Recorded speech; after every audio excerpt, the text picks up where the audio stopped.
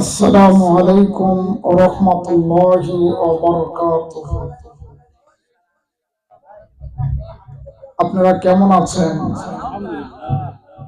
আল্লাহ পাকের দোয়ায় আমিও ভালো আছি, আলহামদুলিল্লাহ। শুকরিয়া। ইন্নাল হামদালিল্লাহি ওয়াস সালাতু ওয়াস সালামু আলা মান লা নাবিয়্যা বা'দা। أما بعد فقد قال الله تعالى في كلامه المجيد الفرقانه الحميد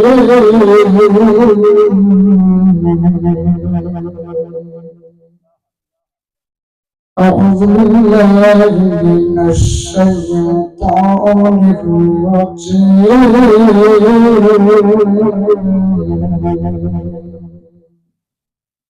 بسم الله الرحمن الرحيم.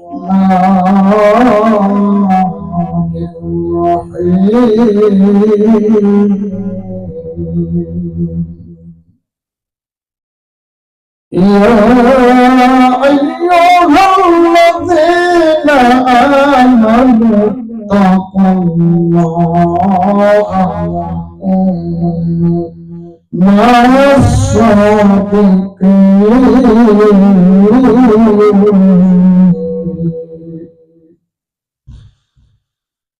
وقال الله تعالى في كلامه المجيد إن الله وملائكته يصلون على النبي يا أيها الذين آمنوا صلوا عليه وسلموا تسليما.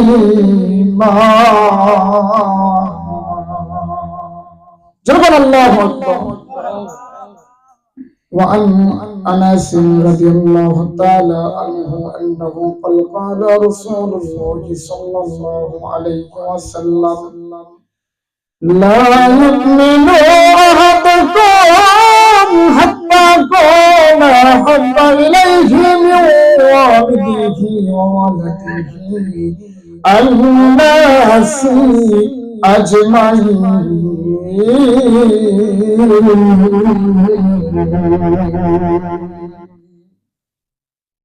وقال رسول الله صلى الله عليه وسلم إن بني إسرائيل تفرقت على 72 ملة وستفترق أمتي على 73 ملة كلهم في النار إلا ملة واحدة إلا من هي يا رسول الله؟ قال ما أنا عليه وأصحابي.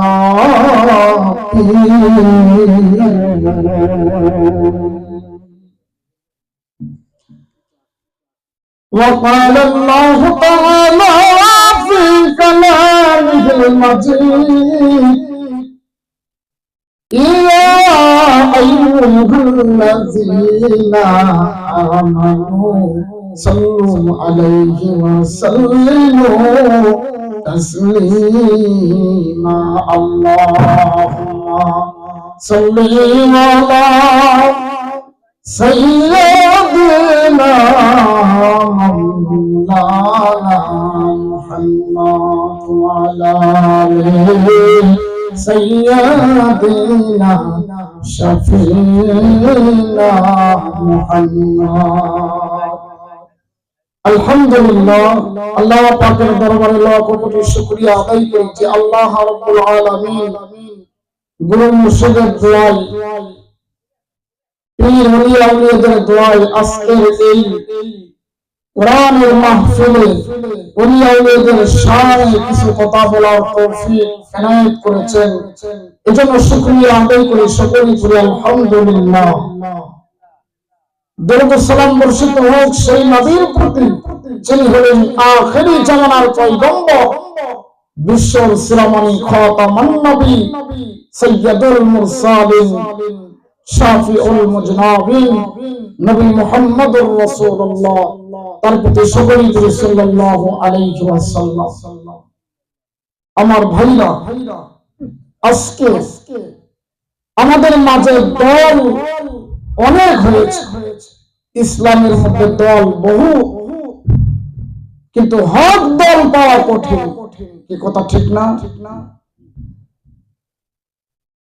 যতগুলো দল আছে সব দলই কি হক? কিছু বাতিলও আছে, অর্থাৎ কিছু না। রাসূলুল্লাহ সাল্লাল্লাহু আলাইহি ওয়াসাল্লাম বলেছেন, বনি ইসরাঈলের মধ্যে দল ছিল ৭২, আর আমার উম্মতের মধ্যে দল হবে ৭৩। তার মধ্যে ৭২ দল জাহান্নামী, বাকি ৭২ দল জাহান্নামী, ৭৩ দলের একটা দল মাত্র জান্নাতে যাবে। সেই দল আমরা কি চিনি? চিনতে হবে, জানতে হবে। এই জন্যই কোরআনের মাহফিলে আসতে হয়, ওলিয়া আউলিয়াদের সোহবতে থাকতে হয়, নবী নবীদের সোহবতে সময় দিতে হয়। আমরা সেই দল আজকে খুঁজে বের করব। সেই দলের নাম হলো, নবীজি বললেন, সাহাবীরা বললেন, ইয়া রাসূলুল্লাহ সেই দলটির নাম কি? নবীজি বললেন, মা আনা আলাইহি ওয়া আসহাবি।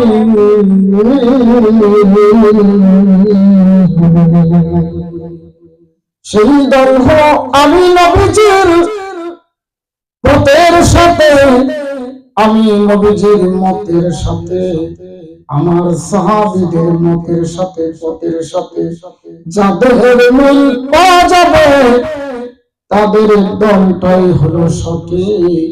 আর সেই দলের নাম হলো আহলে সুন্নাহ ওয়াল জামাআহ। জবান মারহাবা। সম্মানিত ভাইরা আমার, আমরা কেউ এই দুনিয়ায় থাকবো না, একদিন না একদিন অন্ধকার কবরে চলে যাব। ওই কবরের জগতে আমি আপনি একাই চলে যাব। আমার আপনার কোন দলের পরিচয় হবে না, একটা দলের পরিচয় হবে। সেই দলের নাম হলো হিজবুল্লাহ, অর্থাৎ নবীর দল, আল্লাহর দল, পীর মুর্শিদের দল, ওলিয়া আউলিয়াদের দল। আল্লাহ বলেন, হে ঈমানদার, ইয়া আইয়ুহাল্লাযীনা আমানু ওয়াত্তাকুল্লাহ, আমি আল্লাহকে ভয় করো, ওয়া কুনু মা'আস সাদিকিন।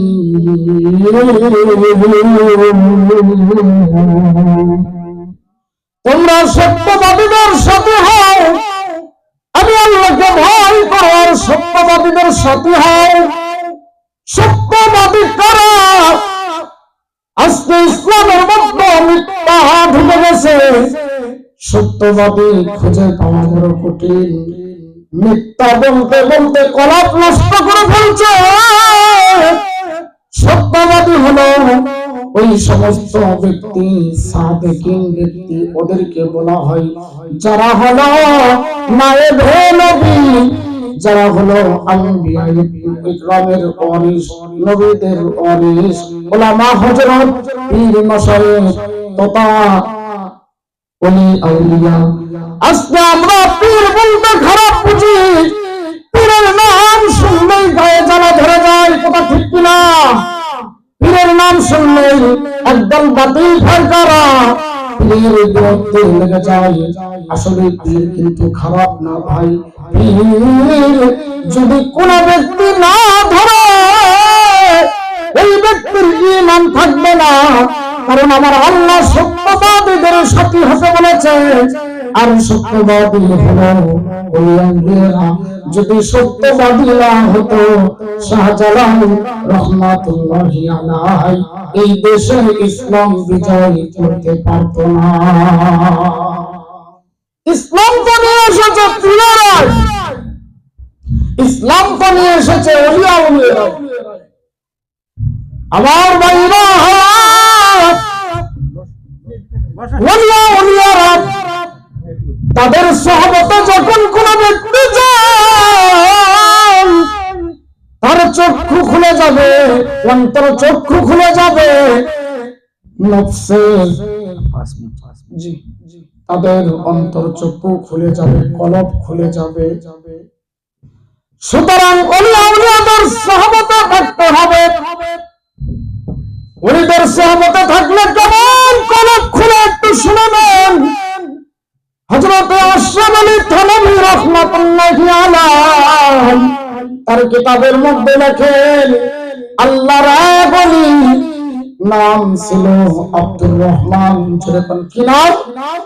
আব্দুর রহমান। ওই আল্লাহর ওলি রাস্তা দিয়ে হেঁটে যাইতেছিল।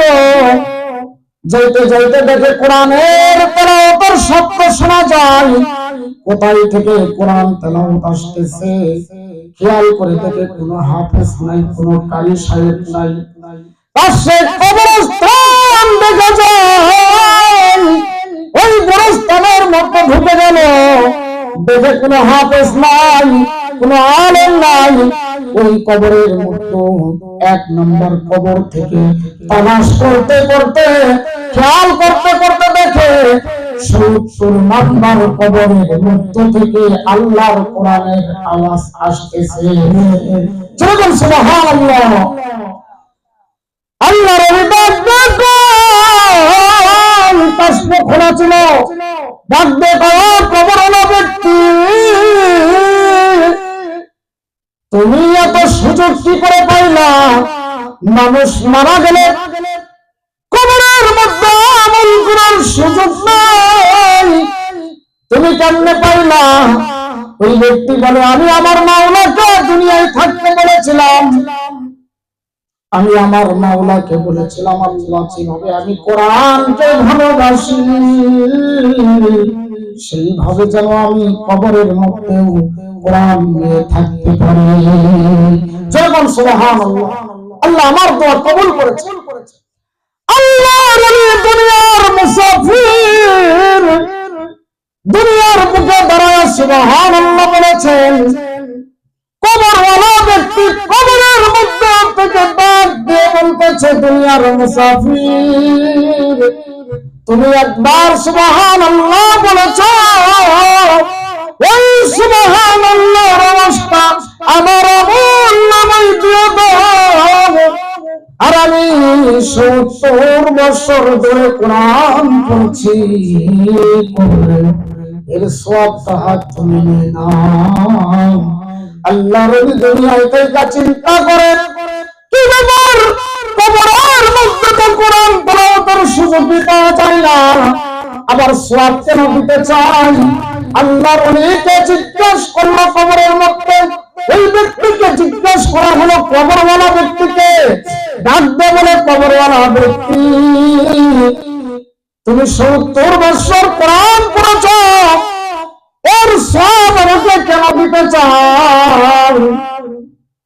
কবরওয়ালা ব্যক্তি ডাক দিয়ে কয় দুনিয়ার মুসাফির আমি ৭০ বছর কোরআন পড়েছি, এর সব পাবো কি পাবো না কোনো গ্যারান্টি নাই, কোনো পাওয়ার সম্ভাবনাও নাই।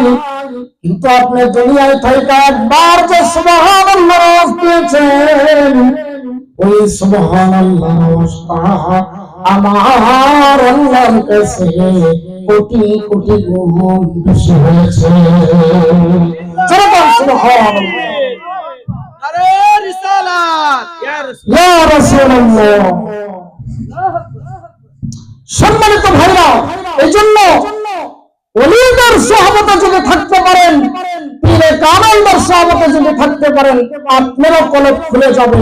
আপনি দুনিয়ার চোখ দিয়ে যা দেখবেন, এই দুনিয়ার চোখ দিয়ে আপনি সবকিছু দেখতে পারবেন না। জন্ম চক্ষু দিয়ে, অন্তর চক্ষু দিয়ে আপনি সব দেখতে পারবেন।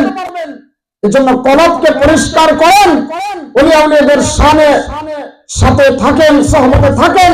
আল্লাহ রাব্বুল আলামিন আপনার কপাল খুলিয়ে দিবে। যেরকম আল্লাহুম্মা আমিন। আল্লাহ আমাদের সবাইকে গুরু মুর্শিদ, পীর, ওলিয়া আউলিয়া, উলামা, হযরত এদের সহবতে থাকার তৌফিক দান করুন। সকলেই আল্লাহুম্মা আমিন। ওয়া আখিরু দাওয়াহুম